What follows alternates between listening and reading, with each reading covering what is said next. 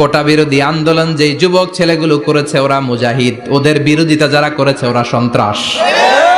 নিরাপদ সড়ক চাই আন্দোলন যে ছেলেগুলো করেছে এক একটা মুজাহিদের বাচ্চা, ওদের বিরোধিতা যারা করেছে এক একটা কুখ্যাত সন্ত্রাস। ওই যুবকদেরকে কিয়ামতের ময়দানে আরশের নিচে ছায়া দিবে কে? আল্লাহ। আমরা প্রত্যেকের জন্য হেদায়েতের দোয়া করি প্রথমে। আর যদি হেদায়েত নসিবে না থাকে, কারুন, সাদ্দাদ, নমরুদ আর ফেরাউনের যে দশা হয়েছে, বাংলার জমিনের ইসলাম বিরোধী এই বেহায়াদের ওই দশা আল্লাহ তুমি করে দাও। আমি কখনো হারি না, আমি হয় জিতি নয় শিখি, এরকম একটা অ্যাটিটিউড রাখবেন যে শিখতে আমাকে হবেই, কিন্তু হেরে যাব না আমরা। চিল্লায় বলেন ঠিক কিনা? কষ্ট যখন পাবেন, অসুস্থ যখন হবেন, ওইখানেও আনন্দ করবেন, কারণ সামনে আরাম আসতেছে। সুবহানাল্লাহ পড়েন।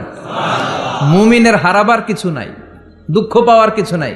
মুমিন অসুস্থ হলে অসুস্থতার মাধ্যমে তার গুনাহ ঝরে যায়, সে আল্লাহর কাছে প্রিয় হয়ে ওঠে।